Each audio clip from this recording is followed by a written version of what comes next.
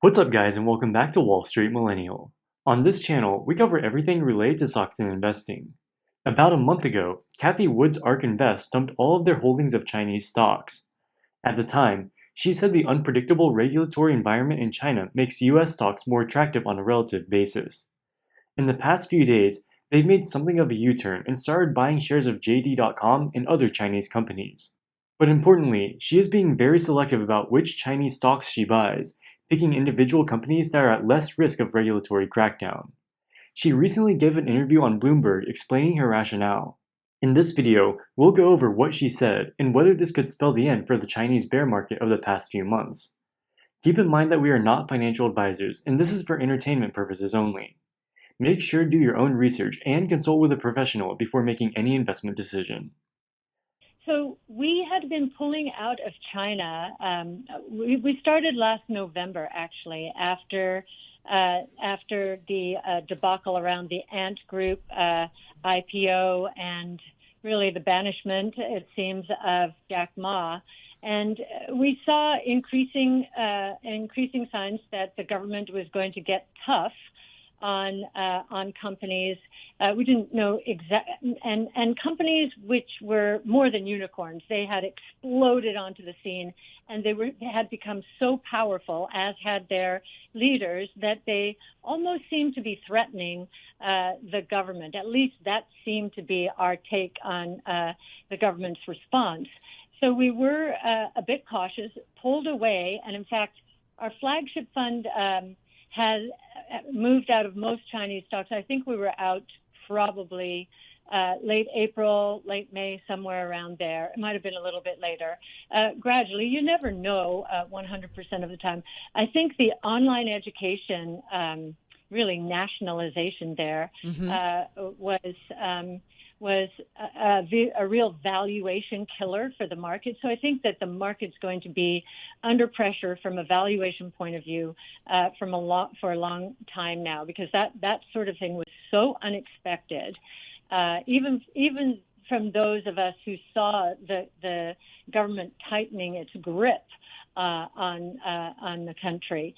But what we have done, we did after this last bloodbath in the stocks, we did try and sort through, okay, which companies are doing things the government likes. Right. And what we're seeing are those that are catering to tier 3, tier 4 cities, logistics, groceries. So you've seen us buy JD.com. JD Logistics is a big part of JD.com. I think they own 70% of it. So that's probably been our biggest purchase, as well as some Pinduoduo for the same reason. But if you were to look at what we were doing in those portfolios, we were really swapping them out of other names that we think are going to be continue to be in harm's way, or certainly under government pressure, like the Alibabas, for example. She says China is not uninvestable, but you want to own companies that align with the government's long-term development goals.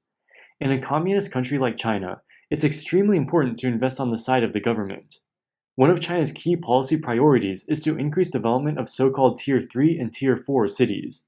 While big cities like Shanghai and Beijing have attained great prosperity over the past decades, many smaller cities have been left behind. This is why she recently bought shares of Chinese e-commerce company JD.com. JD is focused on expanding its logistics network to smaller cities, which will create economic development and increase access to fast delivery. She's also buying shares in another Chinese e-commerce company, Pinduoduo, which trades under the ticker symbol PDD. PDD is a discount e-commerce company, which primarily serves poorer areas of the country.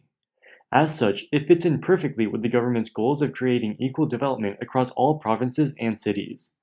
She likes these stocks better than Alibaba, which has faced regulatory scrutiny. Sentiment around Alibaba has been very negative ever since November of 2020, when their founder Jack Ma disappeared after making a speech critical of the government. However, we view these fears as overblown. Jack Ma stepped down as chairman of Alibaba almost 2 years ago and holds no official role in the company. To the extent that there are any issues between Ma and the Communist Party, there's no reason to believe that this would directly impact Alibaba. Alibaba is the largest e-commerce company not only in China, but in the entire world.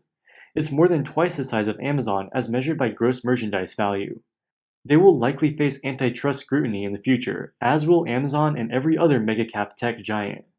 But they have long been the backbone of China's economic development and are investing heavily in underdeveloped regions across the country. An example of companies that do not align with the government's goals are for-profit education companies. They profiteered off the educational rat race without creating any real value for society. Well, if you think about what China is doing, they're doing many of the same things our own government and other governments around the world are doing.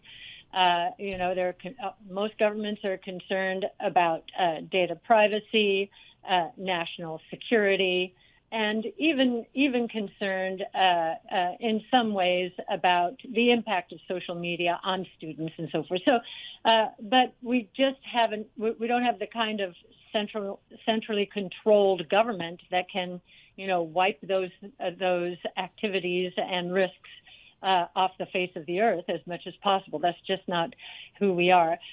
Most of the issues around data privacy and anti-monopoly that China is cracking down on also exist in Western countries. All of the big tech companies in the US are facing regulatory scrutiny of one form or another. Investors are willing to overlook this and bid up US tech stocks to record valuations. Facebook recently surpassed a $1 trillion market cap, joining Apple, Microsoft, and Google. The key difference in China is that the communist government is much more powerful and can act much more quickly than their Western counterparts. But the problems they are trying to solve are not fundamentally different from those in the US.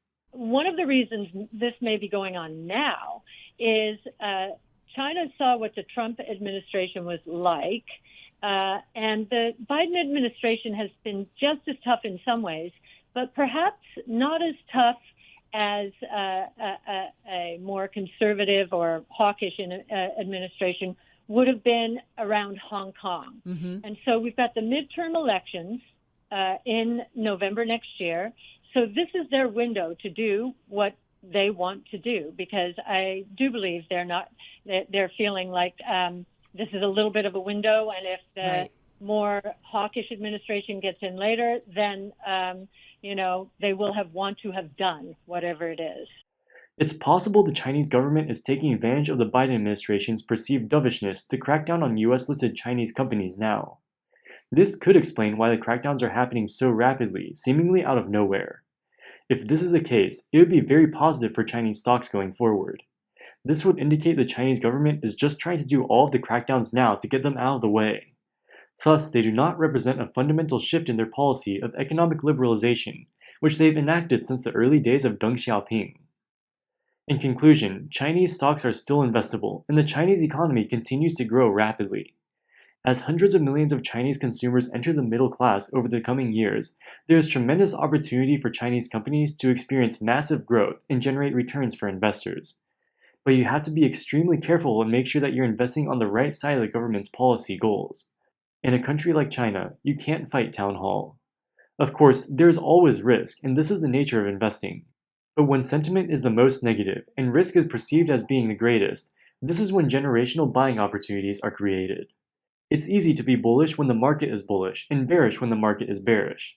It's much harder to be a contrarian and buy the dip when everyone else is selling.